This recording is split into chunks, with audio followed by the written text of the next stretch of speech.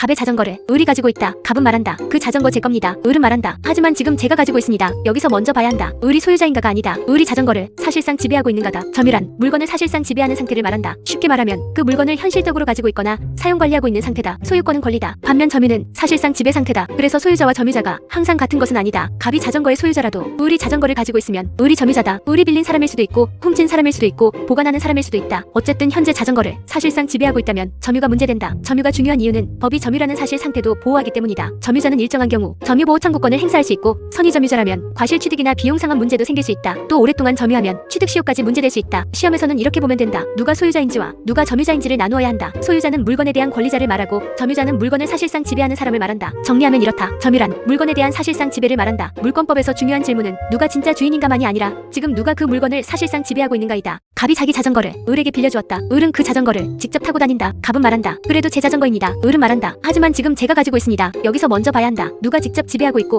누가 법률 관계를 통해 지배하고 있는가. 점유에는 직접 점유와 간접 점유가 있다. 직접 점유란 물건을 현실적으로 지배하는 점유다. 사례에서 을은 자전거를 실제로 가지고 타고 다닌다. 그러므로 을은 직접 점유자다. 반면 갑은 자전거를 손에 가지고 있지는 않다. 하지만 을에게 자전거를 빌려준 사람이다. 갑은 대여관계의 기초에서 을에게 나중에 자전거 반환을 청구할 수 있다. 이처럼 다른 사람의 직접 점유를 통해 물건을 지배하는 점유를 간접 점유라고 한다. 쉽게 말하면 을은 물건을 직접 잡고 있는 사람이고 갑은 법률 관계를 통해 뒤에서 지배하는 사람이다. 임대차도 마찬가지다. 임차인이 집에 살고 있으면 임차인은 직접 점유자다. 임대인은 집을 직접 가지고 있지는 않지만 임대차 관계에 기초해 간접 점유를 가진다. 시험에서는 이렇게 나누면 된다. 누가 물건을 현실적으로 지배하는가. 그 사람이 직접 점유자다. 그리고 그 직접 점유자에게 반환을 청구할 수 있는 법률 관계를 가진 사람이 있는가. 그 사람이 간접 점유자다. 정리하면 이렇다. 직접 점유는 물건을 현실적으로 지배하는 점유이고 간접 점유는 타인의 직접 점유를 매개로 법률 관계에 따라 물건을 지배하는 점유다. 물권법에서 중요한 질문은 누가 손에 들고 있나만이 아니라 그 뒤에서 반환을 요구할 수 있는 법률 관계가 있나이다. 갑이 토지를 점유하고 있다. 갑은 말한다. 이 땅은 제 땅이라고 생각하고 계속 사용해왔습니다. 그런데 을은 말한다. 갑은 그냥 빌려 쓰던 사람입니다. 여기서 먼저 봐야 한다. 갑이 어떤 의사로 점유했는가. 점유는 자주점유와 타주점유로 나뉜다. 자주점유란 소유의 의사로 하는 점유다. 쉽게 말하면 그 물건을 자기 소유처럼 점유하는 것이다. 반대로 타주점유란 다른 사람의 소유임을 전제로 하는 점유다. 예를 들어 임차인은 집을 점유하고 있지만 그 집이 자기 소유라고 점유하는 것은 아니다. 임대인의 소유라는 것을 전제로 빌려 쓰는 것이다. 그래서 임차인의 점유는 보통 타주점유다. 수취인, 사용차주, 보관자도 마찬가지다. 물건을 가지고 있기는 하지만 자기 소유로 가지는 것이 아니라 남의 물건을 맡거나 빌려 쓰는 것이다. 이 구별이 중요한 이유는 취득시효 때문이다. 부동산 점유 취득시효가 인정되려면 소유의 의사로 점유해야 한다. 즉 자주점유여야 한다. 20년 동안 점유했더라도 처음부터 남의 땅을 빌려 쓰는 입장이었다면 그 점유는 타주점유가 될 수 있다. 그러면 단순히 오래 점유했다는 이유만으로 취득시효가 인정되기 어렵다. 시험에서는 이렇게 보면 된다. 점유자가 물건을 사실상 지배했는가. 그 다음 그 점유가 소유의 의사에 의한 것인가. 아니면 임대차, 사용대차, 보관관계처럼 남의 소유를 전제로 한 점유인가. 이걸 나누어야 한다. 정리하면 이렇다. 자주점유는 소유의 의사로 하는 점유이고 타주점유는 타인의 소유를 전제로 하는 점유다. 물권법에서 중요한 질문은 오래 점유했나가 아니라 자기 것처럼 점유했나 남의 것처럼 점유했나이다. 갑이 어떤 토지를 20년 넘게 점유해왔다. 갑은 말한다. 저는 이 땅을 제 땅으로 알고 계속 사용했습니다. 을은 말한다. 아닙니다. 갑은 남의 땅인 줄 알고 그냥 쓰던 사람입니다. 여기서 먼저 봐야 한다. 갑의 점유가 자주점유인가 타주점유인가. 자주점유는 소유의 의사로 하는 점유다. 타주점유는 남의 소유를 전제로 하는 점유다. 취득시효에서는 이 구별이 매우 중요하다. 부동산 점유 취득시효가 인정되려면 점유자가 소유의 의사로 점유해야 한다. 즉 자주점유여야 한다. 그런데 점유자가 마음속으로 이건 내 땅이다라고 생각했는지 매번 직접 증명하기는 어렵다. 그래서 민법은 점유자는 소유의 의사로 점유한 것으로 추정한다. 즉 특별한 사정이 없으면 갑의 점유는 일단 자주점유로 본다. 그러면 을이 갑은 타주점유자다라고 주장하려면 그 사정을 증명해야 한다. 예를 들어 갑이 임차인이라면 타주점유다. 남의 토지를 빌려 쓰는 사람은 그 토지가 자기 소유라고 점유하는 것이 아니다. 사용대차로 빌려 쓰는 경우도 마찬가지다. 또 갑이 처음부터 이 땅은 을 소유인데 제가 잠시 쓰겠습니다라고 인정했다면 타주점유가 될 수 있다. 시험에서는 이렇게 정리하면 된다. 먼저 점유자는 자주점유로 추정된다고 쓴다. 그 다음 그 추정을 깨는 사정이 있는지 본다. 임대차, 사용대차, 보관관계처럼 남의 소유를 전제로 한 권원이 있으면 타주점유가 문제된다. 정리하면 이렇다. 자주점유의 추정이란 점유자가 일단 소유의 의사로 점유한 것으로 보되 타주점유 사정이 증명되면 그 추정이 깨지는 것이다. 물권법에서 중요한 질문은 점유자가 내 것이라고 말했나가 아니라 자주점유 추정을 깨는 타주점유 사정이 있는가이다. 갑이 토지를 점유하고 있다. 갑은 말한다. 저는 이 땅이 제 땅인 줄 알고 계속 사용했습니다. 그런데 을은 말한다. 갑은 처음부터 이 땅이 남의 땅인 걸 알고 있었습니다. 여기서 먼저 봐야 한다. 갑이 자신의 점유에 권리가 있다고 믿었는가. 점유는 선의점유와 악의점유로 나뉜다. 선의점유란 점유자가 자신에게 점유할 권리가 있다고 믿고 점유하는 경우다. 쉽게 말하면 이 물건을 내가 가지고 있어도 된다고 생각한 점유다. 반대로 악의점유란 자신에게 점유할 권리가 없다는 사실을 알면서 점유하는 경우다. 예를 들어 갑이 남의 토지인 줄 알면서도 무단으로 사용하고 있었다면 악의점유가 될 수 있다. 이 구별이 중요한 이유는 점유자의 책임과 이익 반환에서 차이가 생기기 때문이다. 선의점유자는 일정한 경우 과실을 취득할 수 있다. 예를 들어 토지를 자기 것이라고 믿고 점유하면서 그 토지에서 수확물을 얻은 경우 선의점유자는 그 과실을 취득할 수 있다. 반면 악의점유자는 그 과실을 반환해야 한다. 또 물건이 멸실되거나 훼손된 경우에도 선의점유자와 악의점유자의 책임 범위가 달라질 수 있다. 시험에서는 이렇게 보면 된다. 점유자가 점유할 권리가 있다고 믿었는가, 그 믿음의 이유가 있었는가, 언제부터 권리가 없다는 사실을 알게 되었는가, 이걸 나누어야 한다. 특히 처음에는 선이었더라도 나중에 소송을 당하거나 아니라 진정한 소유자의 반환 청구를 받으면 그때부터 악의로 전환될 수 있다. 정리하면 이렇다. 선의점유는 자신에게 점유할 권리가 있다고 믿는 점유이고, 악의점유는 점유할 권리가 없음을 알면서 하는 점유다. 물권법에서 중요한 질문은 지금 누가 점유하고 있나가 아니라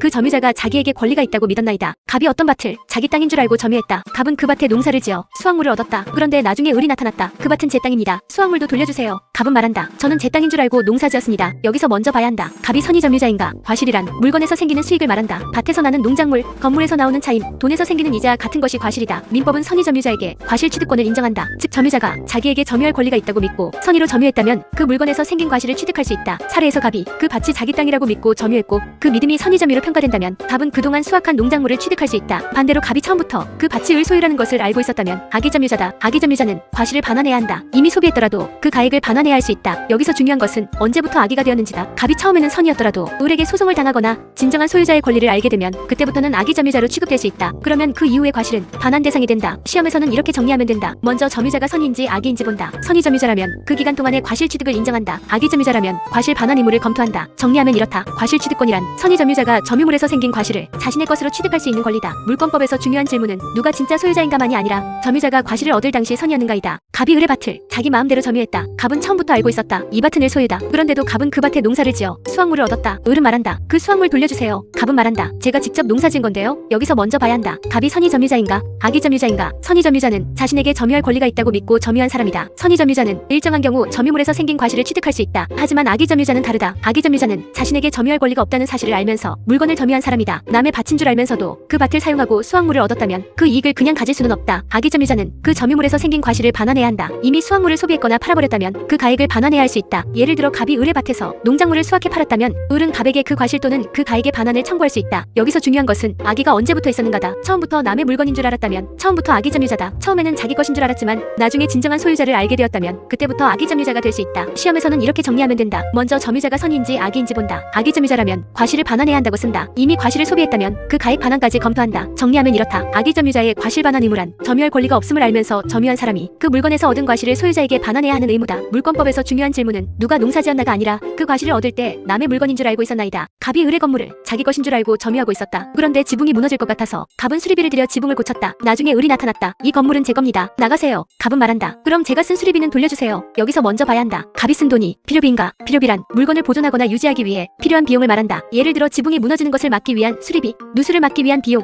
건물이 썩지 않게 하는 보수비가 이에 해당할 수 있다. 점유자가 남의 물건에 대해 필요비를 지출했다면 그 비용을 소유자에게 청구할 수 있다. 왜냐하면 그 비용은 점유자만을 위한 것이 아니라 물건 자체를 보존하기 위한 것이기 때문이다. 소유자도 그 이익을 받는다. 사례에서 갑이 건물을 보존하기 위해 지붕을 수리했다면 갑은 을에게 필요비 상환을 청구할 수 있다. 다만 모든 비용이 필요한 것은 아니다. 단순히 더 예쁘게 꾸민 비용, 편의시설을 추가한 비용, 가치를 높이기 위한 계량비는 필요비가 아니라 유익비가 될 수 있다. 시험에서는 이렇게 나누면 된다. 그 비용이 물건 보존에 꼭 필요한 비용인가? 아니면 물건 가치를 높이기 위한 비용인가? 전자는 필요비, 후자는 유익비다. 정리하면 이렇다. 필요비 상환 청구권이란 점유자가 점유물을 보존하기 위해 지출한 비용을 소유자에게 돌려달라고 청구할 수 있는 권리다. 물권법에서 중요한 질문은 돈을 썼나가 아니라 그 돈이 물건 보존에 필요한 비용이었나이다. 갑이 을의 건물을 자기 것인 줄 알고 점유하고 있었다. 갑은 그 건물에 새 보일러를 설치하고 낡은 바닥도 고쳤다. 나중에 을이 나타났다. 이 건물은 제 겁니다. 나가세요. 갑은 말한다. 그럼 제가 드린 계량비는 돌려주세요. 여기서 먼저 봐야 한다. 갑이 쓴 돈이 유익비인가? 유익비란 물건의 가치를 증가시키기 위해 지출한 비용을 말한다. 필요비가 물건을 보존하기 위한 비용이라면 유익비는 물건을 더 좋게 만들거나 가치를 높이기 위한 비용이다. 예를 들어 낡은 설비를 교체하거나 건물의 사용 가치를 높이는 공사를 한 경우가 있다. 다만 유익비는 언제나 전액을 돌려받는 것은 아니다. 소유자가 반환받을 당시 그 가치 증가가 남아있어야 한다. 이미 가치 증가가 사라졌다면 상환을 청구하기 어렵다. 또 소유자는 점유자가 지출한 금액과 현존하는 증가액 중에서 선택하여 상환할 수 있다. 시험에서는 이렇게 나누면 된다. 그 비용이 보존을 위한 것인지 가치 증가를 위한 것인지 본다. 보존 비용이면 필요비다. 가치 증가 비용이면 유익비다. 그리고 유익비라면 그 가치 증가가 반환 당시에도 남아있는지 봐야 한다. 정리하면 이렇다. 유익비 상환 청구권이란 점유자가 점유물의 가치를 증가시키기 위해 지출한 비용을 일정한 범위에서 소유자에게 청구할 수 있는 권리다. 물권법에서 중요한 질문은 돈을 많이 썼나가 아니라 그 돈으로 물건의 가치가 현재도 증가해있나이다. 갑이 을의 노트북을 자기 것인 줄 알고 사용하고 있었다. 그런데 실수로 노트북을 떨어뜨려 망가뜨렸다. 나중에 을이 나타났다. 그 노트북은 제 겁니다. 망가졌으니 배상하세요. 갑은 말한다. 저는 제 물건인 줄 알았습니다. 여기서 먼저 봐야 한다. 갑이 선의점유자인가? 악의점유자인가? 점유자가 물건을 점유하다가 그 물건이 멸실되거나 훼손된 경우 책임 범위는 점유자의 선의하기에 따라 달라진다. 선의점유자는 자기에게 점유할 권리가 있다고 믿은 사람이다. 이 경우 선의점유자는 그 멸실훼손으로 인해 자기가 실제로 이익을 얻은 범위에서만 책임을 진다. 예를 들어 물건이 망가졌지만 갑이 특별히 얻은 이익이 없다면 책임이 제한될 수 있다. 반면 악의점유자는 다르다. 악의점유자는 자기에게 점유할 권리가 없음을 알면서 남의 물건을 점유한 사람이다. 악의점유자는 물건의 멸실훼손에 대해 더 무겁게 책임을 진다. 남의 물건인 줄 알면서 사용했으므로 그 위험을 더 크게 부담하는 것이다. 시험에서는 이렇게 정리하면 된다. 먼저 먼저 점유자가 선의인지 악의인지 본다. 그 다음 물건이 멸실 또는 훼손되었는지 본다. 선의 점유자라면 현존 이익 범위의 책임을 검토하고 악의 점유자라면 손해 전부에 대한 책임을 검토한다. 정리하면 이렇다. 점유물 멸실 훼손 책임은 점유자가 남의 물건을 점유하다가 망가뜨렸을 때 어느 범위에서 배상해야 하는지의 문제다. 물권법에서 중요한 질문은 물건이 망가졌나가 아니라 점유자가 선의였나 악의였나이다. 갑이 자전거를 점유하고 있었다. 그런데 우리 갑의 자전거를 힘으로 빼앗아갔다. 을은 말한다. 어차피 이 자전거는 원래 제 겁니다. 갑은 말한다. 그래도 마음대로 빼앗아가면 안 됩니다. 여기서 먼저 봐야 한다. 갑이 소유자인가가 아니다. 갑의 점유가 침해되었는가다. 점유는 사실상 지배 상태다. 그런데 법은 이 사실상 지배 상태도 보호한다. 왜냐하면 누가 진짜 소유자인지는 나중에 재판으로 가릴 수 있지만 일단 물건을 힘으로 빼앗는 것을 허용하면 사회 질서가 무너지기 때문이다. 그래서 점유자는 소유자가 아니더라도 점유보호 청구권을 행사할 수 있다. 점유보호 청구권에는 점유물 반환 청구권, 점유방해 제거 청구권, 점유방해 예방 청구권이 있다. 사례에서 을이 갑의 자전거를 빼앗아갔다면 갑은 점유물 반환 청구를 할 수 있다. 을이 진짜 소유자라고 주장하더라도 그것만으로 마음대로 빼앗는 것이 정당화되지는 않는다. 소유권 문제는 소유물 반환 청구 등 본권으로 따로 해결해야 한다. 시험에서는 이렇게 정리하면 된다. 먼저 점유가 있었는지 본다. 그 다음 그 점유가 침탈되었는지, 방해받았는지, 방해될 위험이 있는지 나눈다. 그리고 소유권과 점유보호를 구별한다. 정리하면 이렇다. 점유보호 청구권은 소유자가 아니어도 점유라는 사실상 지배가 침해되면 그 침해를 회복하거나 막기 위해 인정되는 권리다. 물권법에서 중요한 질문은 누가 진짜 주인인가만이 아니라 점유를 힘으로 침해했는가이다. 갑이 휴대폰을 점유하고 있었다. 그런데 을이 갑의 손에서 그 휴대폰을 빼앗아갔다. 을은 말한다. 이 휴대폰은 원래 제 겁니다. 갑은 말한다. 그렇더라도 마음대로 빼앗아갈 수는 없습니다. 여기서 먼저 봐야 한다. 갑이 소유자인가가 아니다. 갑의 점유가 침탈되었는가다. 점유물 반환 청구권은 점유자가 점유를 빼앗긴 경우 그 물건의 반환을 청구할 수 있는 권리다. 점유는 사실상 지배 상태다. 법은 이 사실상 지배 상태도 보호한다. 진짜 소유자가 누구인지는 나중에 따로 판단하더라도 일단 힘으로 물건을 빼앗는 것은 허용하지 않는다. 사례에서 갑이 휴대폰을 점유하고 있었고 을이 이를 빼앗아갔다면 갑은 을에게 점유물 반환 청구를 할 수 있다. 을이 진짜 소유자라고 주장하더라도 그 점유 침탈이 당연히 정당화되지는 않는다. 다만 점유물 반환 청구권은 무제한 인정되는 것은 아니다. 점유를 침탈당한 날부터 일정한 기간 안에 행사해야 한다. 시간이 너무 지나면 점유보호 청구권으로 다투기 어렵고 소유권 같은 본권의 기한 청구를 검토해야 한다. 시험에서는 이렇게 정리하면 된다. 먼저 점유가 있었는지 본다. 그 다음 상대방이 그 점유를 침탈했는지 본다. 그리고 반환 청구의 상대방이 현재 물건을 점유하고 있거나 반환할 수 있는 사람인지 본다. 정리하면 이렇다. 점유물 반환 청구권은 점유를 빼앗긴 사람이 침탈자에게 물건의 반환을 청구할 수 있는 권리다. 물권법에서 중요한 질문은 누가 소유자인가가 아니라 점유를 빼앗겼는가이다. 갑이 토지를 점유하고 있었다. 그런데 을이 갑토지 입구에 큰 자재를 쌓아두었다. 갑은 토지를 빼앗긴 것은 아니지만 출입이 어려워졌다. 갑은 말한다. 이거 치워주세요. 제 점유를 방해하고 있습니다. 여기서 먼저 봐야 한다. 갑의 점유가 침탈된 것인가 아니면 방해받고 있는 것인가. 점유물 반환 청구권은 점유를 빼앗긴 경우에 문제된다. 반면 점유방해 제거 청구권은 점유를 빼앗기지는 않았지만 점유 행사가 방해받는 경우에 문제된다. 사례에서 갑은 여전히 토지를 점유하고 있다. 하지만 을이 입구를 막아 갑의 사용이 방해되고 있다. 이 경우 갑은 을에게 그 방해 상태를 제거하라고 청구할 수 있다. 여기서도 핵심은 갑이 소유자인가가 아니다. 갑이 점유자인지 그리고 그 점유가 현재 방해받고 있는지가 중요하다. 을이 내가 진짜 권리자다라고 주장하더라도 마음대로 점유를 방해할 수는 없다. 본권 문제는 따로 다투고 점유 침해는 점유보호 청구권으로 우선 정리하는 것이다. 시험에서는 이렇게 쓰면 된다. 먼저 갑의 점유를 인정한다. 그 다음 점유가 완전히 빼앗긴 것은 아니므로 반환 청구가 아니라 방해 제거 청구라고 본다. 그리고 현재 방해 상태가 존재하는지 본다. 정리하면 이렇다. 점유방해 제거 청구권은 점유를 빼앗기지는 않았지만 현재 점유 행사가 방해되는 경우 그 방해의 제거를 청구하는 권리다. 물권법에서 중요한 질문은 물건을 완전히 빼앗겼나가 아니라 현재 점유를 제대로 행사하지 못하게 막고 있나이다. 갑이 창고를 점유하고 있었다. 그런데 옆에서 을이 공사를 하면서 큰 구조물을 세우고 있다. 그 구조물이 무너지면 갑의 창고 출입이 막히거나 창고 일부가 훼손될 위험이 있다. 갑은 말한다. 아직 무너지지는 않았지만 제 점유가 방해될 위험이 있습니다. 여기서 먼저 봐야 한다. 점유방해가 이미 발생했는가 아니면 장래 발생할 위험이 있는가. 점유방해 제거 청구권은 이미 점유방해가 발생한 경우다. 반면 점유방해 예방 청구권은 아직 방해가 현실화되지는 않았지만 점유가 방해될 위험이 있는 경우 문제된다. 사례에서 갑은 아직 창고 점유를 빼앗기지 않았다. 현재 방해가 완전히 발생한 것도 아니다. 하지만 을의 공사로 인해 갑의 점유가 방해될 구체적 위험이 있다면 갑은 그 방해를 예방해달라고 청구할 수 있다. 다만 막연한 불안만으로는 부족하다. 언젠가 방해될 수도 있다 정도가 아니라 점유방해가 발생할 객관적 구체적 위험이 있어야 한다. 시험에서는 이렇게 쓰면 된다. 먼저 갑의 점유를 인정한다. 그 다음 현재 방해가 있으면 방해 제거 청구권을 검토한다. 아직 방해는 없지만 장래 방해의 구체적 위험이 있으면 방해 예방 청구권을 검토한다. 정리하면 이렇다. 점유방해 예방 청구권은 점유가 장래 방해될 구체적 위험이 있을 때 그 방해를 미리 막기 위해 인정되는 권리다. 물권법에서 중요한 질문은 이미 방해가 생겼나뿐만 아니라 방해가 생길 구체적 위험이 있나이다. 갑이 자전거를 점유하고 있었다. 그런데 을이 자전거를 빼앗아갔다. 을은 말한다. 이 자전거는 원래 제 겁니다. 그러니 가져가도 됩니다. 갑은 말한다. 그렇더라도 마음대로 빼앗아갈 수는 없습니다. 여기서 먼저 봐야 한다. 을이 소유자인가가 아니다. 갑의 점유가 침해되었는가다. 점유보호 청구권은 점유라는 사실상 지배를 보호하는 권리다. 반면 본권은 소유권, 임차권, 전세권처럼 점유할 수 있는 실질적인 권리를 말한다. 쉽게 말하면 점유보호는 지금 누가 가지고 있었나의 문제이고 본권은 누가 진짜 권리자인가의 문제다. 그래서 을이 진짜 소유자라고 하더라도 갑의 점유를 마음대로 빼앗을 수는 없다. 을은 자력으로 빼앗을 것이 아니라 소유물 반환 청구 등 본권에 기한 청구를 해야 한다. 반대로 갑이 소유자가 아니어도 점유를 침탈당했다면 점유보호 청구권을 행사할 수 있다. 시험에서는 이 구별이 중요하다. 상대방이 내가 진짜 소유자다라고 항변하더라도 점유보호 청구에서는 그것만으로 바로 끝나지 않는다. 점유 침탈이 있었는지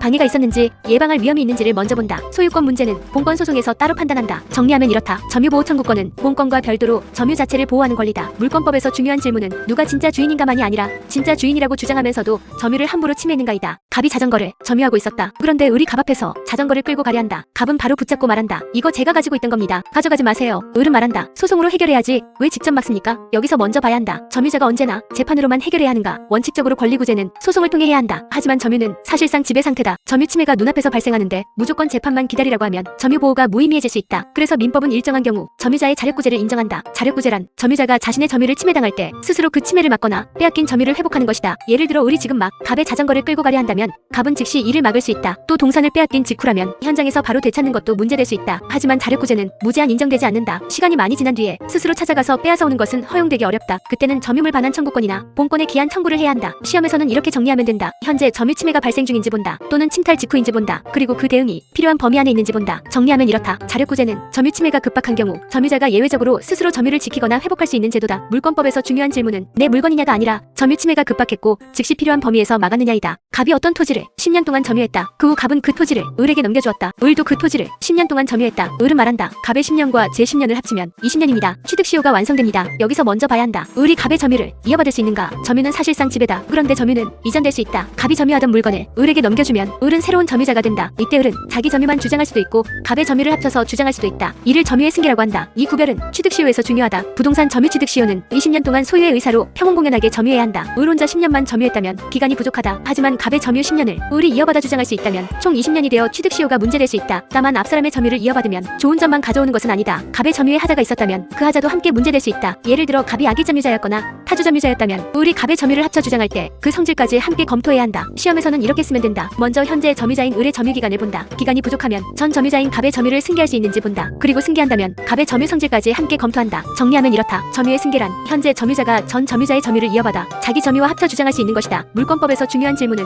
지금 몇 년 점유했나만이 아니라 앞사람의 점유를 이어받아 합산할 수 있나이다. 갑이 식당을 운영한다. 직원들은 가게 안에 계산대와 식기, 비품을 매일 사용하고 관리한다. 그런데 을이 말한다. 제가 매일 직접 관리하니까 이 물건들은 제가 점유하는 겁니다. 갑은 말한다. 그건 가게 일을 하면서 도와주는 것뿐입니다. 여기서 먼저 봐야 한다. 을이 독립한 점유자인가? 아니면 점유보조자인가? 점유보조자란 다른 사람의 지시에 따라 물건을 사실상 지배하는 사람을 말한다. 겉으로 보면 을이 물건을 만지고 관리한다. 하지만 을은 자기 이익을 위해 독립적으로 지배하는 것이 아니다. 갑의 식당 업무를 위해 갑의 지시에 따라 물건을 다루는 것이다. 이런 경우 을은 점유자가 아니라 점유보조자다. 점유는 갑에게 있다. 예를 들어 회사 직원이 회사 물건을 관리하거나 가게 알바가 매장 물건을 다루거나 운전기사가 회사 차량을 운전하는 경우가 있다. 이들은 물건을 실제로 만지고 있지만 독립한 점유자로 보기는 어렵다. 시험에서는 이렇게 나누면 된다. 그 사람이 물건을 사실상 지배하는지 본다. 그 다음 그 지배가 자기 독립적인 지배인지 아니면 타인의 지시에 따른 보조적 지배인지 본다. 후자라면 점유보조자다. 정리하면 이렇다. 점유보조자는 물건을 실제로 다루고 있어도 타인의 지시에 따라 보조적으로 지배하는 사람이다. 물권법에서 중요한 질문은 누가 손에 쥐고 있나가 아니라 누구의 지배를 위해 손에 쥐고 있나이다. 갑은 을에게 돈을 빌려주었다고 주장한다. 그런데 병이 나타나 을에게 말한다. 그 채권은 제가 양도받았습니다. 이제 저에게 갚으세요. 을은 병에게 돈을 갚았다. 나중에 갑이 말한다. 그 채권은 병 것이 아닙니다. 왜 병에게 갚았습니까? 여기서 먼저 봐야 한다. 병이 물건을 점유했는가가 아니다. 병이 권리를 사실상 행사했는가다. 원래 점유는 물건에 대한 사실상 지배를 말한다. 그런데 민법은 물건이 아니라 재산권을 사실상 행사하는 경우도 점유와 비슷하게 보호한다. 이것을 준점유라고 한다. 쉽게 말하면 진짜 권리자인지는 아직 확실하지 않지만 겉으로는 그 권리를 행사하는 사람처럼 보이는 경우다. 예를 들어 채권을 양수받았다고 하면서 채무자에게 변제를 요구하는 경우가 있다. 이때 그 사람이 실제 채권자인지와 별개로 채권을 사실상 행사하고 있다면 준점유가 문제될 수 있다. 준점유가 중요한 이유는 채무자를 보호하기 위해서다. 채무자가 겉으로 권리자처럼 보이는 사람에게 선의무과실로 변제했다면 그 변제가 유효하게 될 수 있다. 시험에서는 이렇게 정리하면 된다. 먼저 물건의 점유인지